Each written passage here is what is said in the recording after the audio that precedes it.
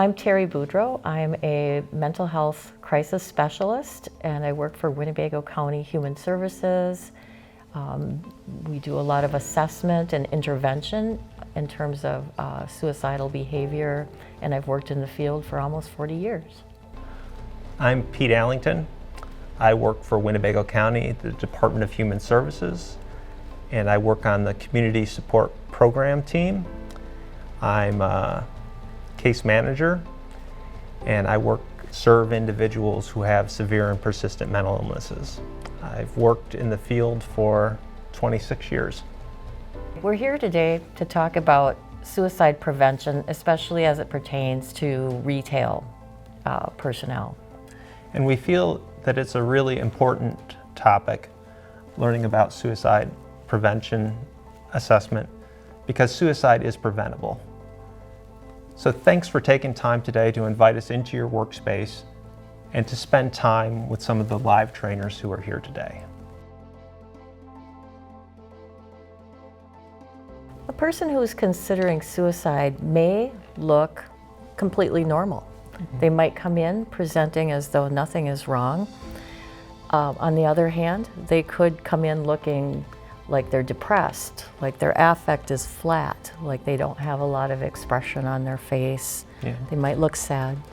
Feeling sad, feeling hopeless. Another presentation may be a person may be angry or agitated. That's a really good point. Yeah. And I think demographically, you would probably see somebody, as a general sense, a male, a white male, Right. and probably of an older age. Yeah, 50 or above. Yeah. Right. Also, people who are at risk for suicide also can struggle with pain, chronic pain. Correct. So they may appear in pain Right. as well. I think any form of a distressed look could be a red flag. I think what's trickier is when people show no signs whatsoever, and I think that's when so many people are taken aback when something does happen. Right. A person who's considering suicide may say a number of things. One thing they might say is they're thinking about ending their life or expressing hopelessness. Correct. Like, Right. I don't want to live anymore. What's the point of living? That could be something that a person could say. Yeah. I think it's important to note that most people really don't want to die. And I think at some level they want somebody to talk them out of it. So they might actually provide some signs by saying something maybe a little provocative in the sense of wanting you to ask more questions. And so it is important to have that connection where you are able to maybe ask a few other questions, especially if you get that gut feeling that something's wrong. Right. Ambivalence does, I think, play a part in many people's lives who are considering suicide. I can remember one conference I went to where the keynote speaker talked about his attempt of suicide, and as he was walking up the bridge, he was seeking out, looking for someone to connect with. And on that day, he couldn't make that connection for whatever reason. Well, and I had a situation too recently in the last 6 months with a family member who had gone through an unexpected separation and ultimately divorce to the point where he seemed to be coping well overall. There would be almost daily conversations, and then one day he actually called me when he was at work. He was a very hard worker, so we all thought, okay, he's really immersing himself in work. And on that day, he jokingly said, sometimes I just feel like taking the barrel of a gun and putting it in my mouth. And that was a huge red flag. And started really trying to pull that out, took that very seriously. And as it turned out, he definitely was contemplating doing that. And I think it was kind of an impulsive, like he probably wouldn't have done it 90% of the time, but that 10% period became very acute for him to the point where it was very imperative that we had that conversation.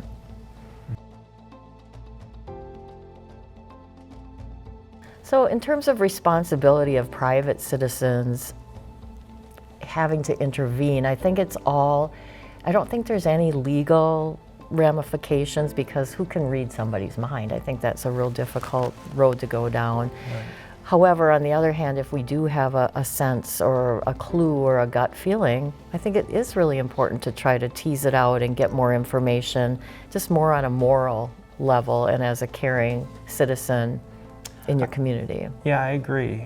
Suicide is preventable, and people who live in the community, I think we all share an interest to decrease or have no suicides in the community.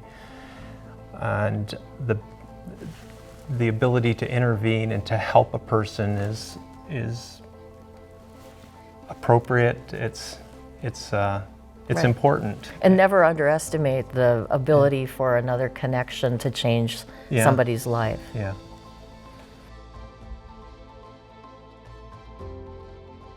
It can be so difficult to read human behavior. Yeah. We might assume that somebody's doing fine because they have a smile on their face, they're talking to you and interacting, yet on the inside there could be something entirely different going on, that ambivalence. We're such good actors. Right. But on the other hand, some people aren't able to control those emotions. I mean, you work in a situation where you see people with some serious and persistent mental illness. Right, and part of their symptoms are problems controlling mood or managing mood, right?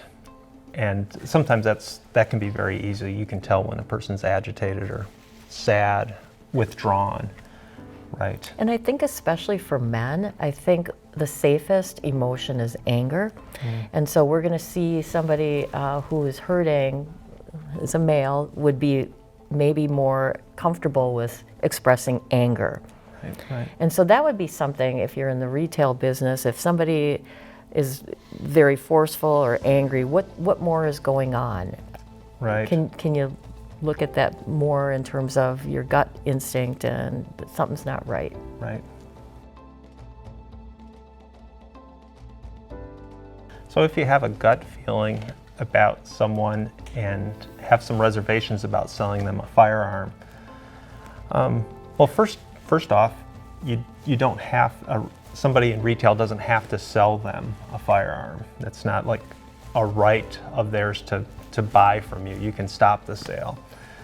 The second thing is you could say, we're not going to make this sale under these conditions. You could also be more empathetic and ask how they're doing, and if they have some concerns about their well-being, their safety. Yeah, I think that's a really good approach because you certainly don't want to, you want to use language that's non-threatening, but in the same vein, you also want to be firm and make it clear that that's not going to happen today because there's something that doesn't feel right. You might want to ask to get your manager involved and just say you need to look into this a little bit further before this sale would go forth. Right. Based on what you're presenting. Be honest. Yeah. I suspect folks in retail may make that same decision if someone came in who was intoxicated, for instance, and they would say, we're not going to sell a gun to you today. We'd like to thank you for joining us today to talk about this important topic. Right. I think it's something we both work with every day. It's so difficult to understand and read human nature, and you are in a position where you're the front line as retailers. You see it front and center, and we ask a lot of you in terms of trying to understand or predict something that may or may not happen.